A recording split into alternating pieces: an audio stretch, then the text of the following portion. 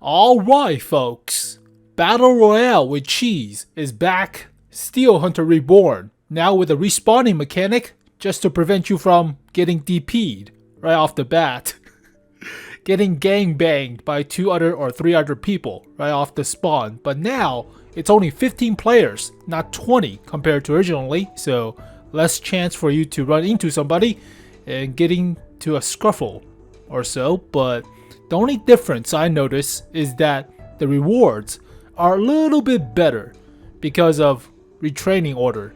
This is the free reset of your crew skill without the penalty loss to XP, the same as with Frontline, but now for Steel Hunter. Logically, it makes sense, right? But yeah, the only difference is only 15 players, and Battle Pass points are a little bit more forgiving compared to originally. Originally, you had to be top 13 out of 20, compared to now it's top 10 out of 15, so a little bit more forgiving, but you still have to win, right? So go all the way down. You already know the rules. There are new bots for you to shoot at to get XP out of them, but Battle Pass points is right here. So top 10 will get Battle Pass points compared to originally for last year. I haven't played last year, but still. Battle Pass is not as efficient with Steel Hunter compared to Frontline, but top 13 out of 20. So the points are a little bit different too. 753 compared to 864. So you get a little bit more XP now. And only top 2 compared to top 3. Oh, that's unfortunate, but okay. So that is the majority of the difference. You get the coins for the shop, but yeah, I haven't played Steel Hunter since 2020, the first inception, just because back then you can get a tier 9, the Char Future Project 4 or the Object 777, but nowadays they removed the reward, shifted to Battle Pass and yada yada, so I haven't played the new map, whatever. So this mode is still a little bit lackluster compared to Frontline. With Frontline, you get to grind your own vehicles, you get to get your own crews. Also, you get stage Battle Pass reward. So once you complete each and every stage, you get Battle Pass points out of it. Whereas for the stages in Steel Hunter, there's nothing, only just the reward, not the Battle Pass points. So, alright, but here is the only gameplay I have. I play one battle of the Battle City. This is the special mode, so there is replays, but take a look at how it went. It was hilarious. I was getting goosebumps and being nervous about the encounters, forgetting that there's only like 15 players now, only compared to 20, so obviously less encounters on the map, more chance for you to grab stuff, but I was getting the jitters. I haven't played for like 3 years. Last time was trying to get the 777. Try real hard. Afterwards, there were no incentive to play, so whatever, right? Alright, jump cut to the actual gameplay. Okay, OG map. Original 𝗥𝗆𝗆𝗵-esque of a map design. I'm playing the German heavy tank. Or German. Because armor. Other than the turret, 𝗄𝗶𝗁, but yeah, you can ram people if you find consumable. So basically, the original strategy for all the battle royales is stick to the edges. You face less people if you're at the edge, right? You pick up the resource, you have the death zone as a deterrent in a sense, or flank, prevent you from being flanked and getting DP'd or gangbanged. I was looking for people. It's a city map and it has armor for the Germans, but if you're playing an open field map, American or maybe the British, the French is way too high skill cap and you are way more tensed up compared to slow moving German heavy tanks. You'll see how dumb this gameplay is. Real dumb. I didn't do much. Honest to God, I didn't do anything. Radio detection is double-edged sword. And when you use it, you'll be spotted, but you can see the resource on the maps. And they changed the cone detection to just circle detection, like normal matching or matchmaking. So like normal pub, you have a full range of scouting compared to cone originally. So this has become easier in a sense.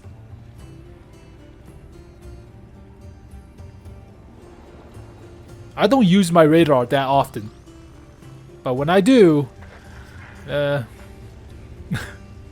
not going to use the information that well.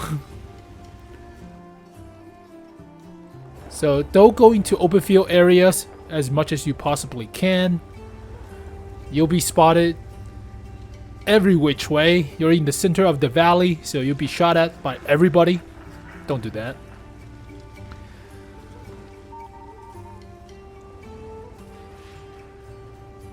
I mean, if we can get like a quarter of the map as a random match, pub matchmaking, that would be great. We don't. Just slice up the frontline map to a different section for a new map. There you go, right? I always feel engine power is more powerful than top speed, mostly because you don't need the top speed. Sometimes you're just driving towards cover as soon as possible, and therefore engine power makes more sense, right? Should, theoretically speaking. I was super nervous for some reason. There's nobody here. Oh, Hungarian. Wait. There's no Hungarian? It's a... Okay. There's no Hungarian class.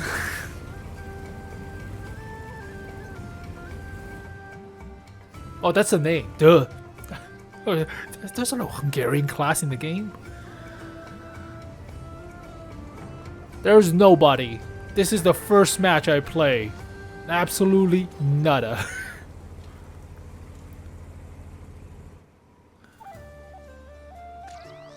I spotted a square. I don't know what the hell the square means. Go investigate artillery.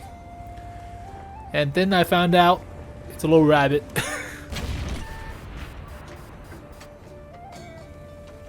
So these are the bots. You kill them, they run away, or they shoot at you. You have enough experience to upgrade your tank. So I chose the longer radio detection, mostly because I don't use it that often. But you get lucky sometimes with the spawns of the drops. Yeah, this mode is alright. When I think back on it, it's okay. It's a different flavor of tanks. You have your progression, you have your choices. The only downside to it is you're not using your own vehicles, your own training of your tier 8s, for example, to unlock the top configurations or modules, or training your crews or getting credits. So it's mostly for a different flavor of fun, but not bad, not bad. Now it looks like a real tank. So originally I thought rapid firing guns are more powerful than alpha in some situations, mostly because you have more chance at module damage and more chance at actually hitting and penetrating. So if you miss a shot, it's not that big of a deal. So it's not like you're not being spotted after you shoot. You're always being spotted in terms of engagement. So therefore, having a bigger alpha doesn't really help that much, unless you have a cover to hide back from. But it's up to your flavor of choice. This thing has become a pseudo 𝗥𝗆𝗆 with a Panzer IV turret. Ugh.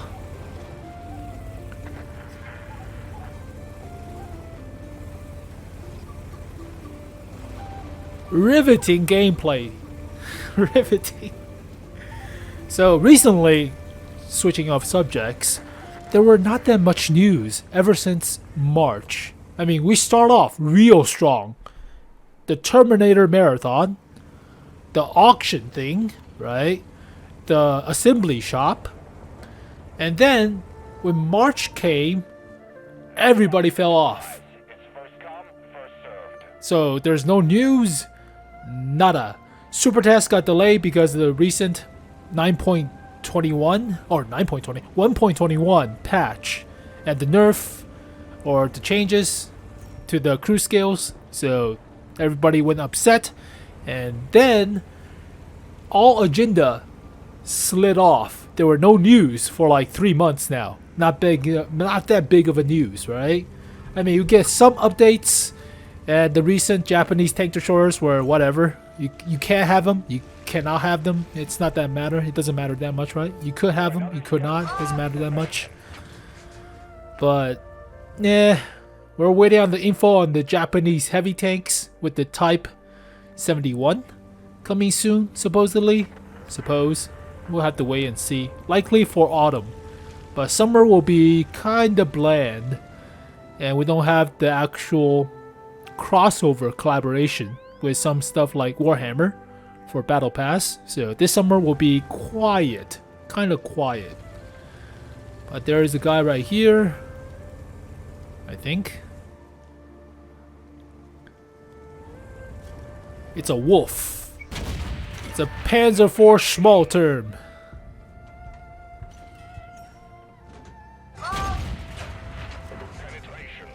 Yeah, you're facing a 𝗶𝗶𝗵 at this point. The bots are not that smart. They don't shoot at the 𝗄𝗶𝗁? Do they shoot at the 𝗄𝗶𝗁? No, they don't shoot at the 𝗄𝗶𝗁. It's firing gold shell too. Danger zone! Well, there you go, folks. Riveting gameplay, like I said. First match. After like 3 years of not playing this thing. No pressure.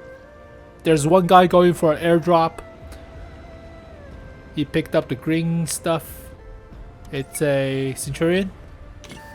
Or Cromwell common thing. Chase him away. Oh no. Did I pick up the scene time? No, I didn't. I was getting scared. It's not worth it. Shot 2 bots. And here is a Cromwell. Oh, come on. That was a garbage shot.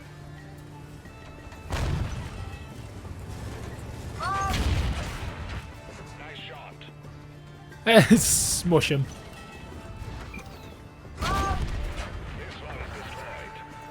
He did take off like nearly half my health, interesting enough. Huh.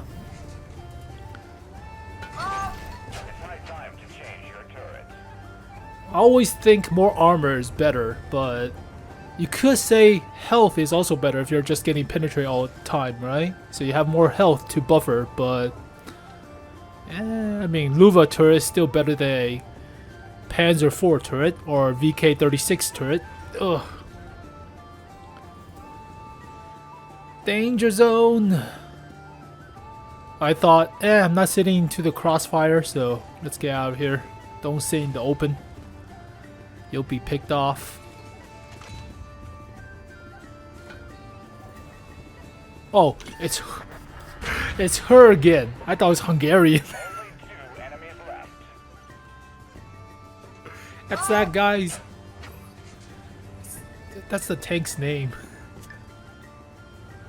Danger zone. Alright. The German has more health, so shoot the German. They'll fight each other because they're, whatever, focused.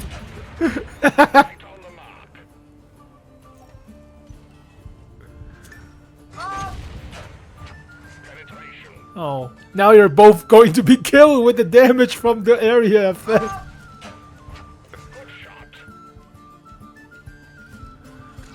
Oh, this is the upside of having more health. You can basically out-heal the death zone.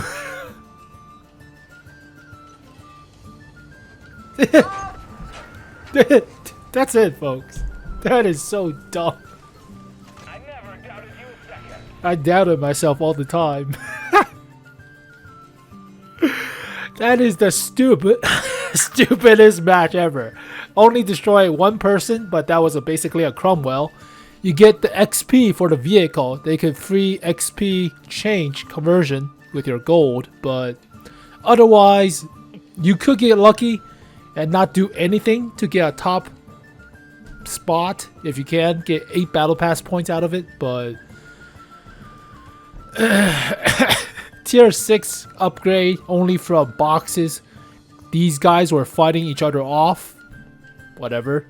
There were tier 3s. Don't recommend you playing the French or the Chinese, mostly because they're high skill cap. They don't have armor. You have to basically run away. So the Chinese light tank and the French light tank. Most people usually play the heavy tanks or the mediums, but camp in the back. Well, there you go, folks. Hopefully you guys enjoyed the mode. Good luck with you if you're playing it. I'm still on the fence about if I want the actual retraining orders from the actual reward pool. So is it super good enough for me to waste my time for the retraining order? The bonds are whatever. Credits is decent. The fuel manual or the training manual is alright. But it's mostly for this. So is it worth it when you don't get stage battle pass reward like with Frontlines? I mean, all you have to do is do the missions per day. You don't have to actually win. Getting top 4 will complete most of your missions, but you have 2 weeks compared to only 1 week for Frontline. That doesn't make sense. Why do we only get 1 week compared to 2 weeks of this? Whatever. Well, there you go, folks. Hopefully you guys enjoyed the video. Thank you guys for watching, and I'll see you guys next time. Peace.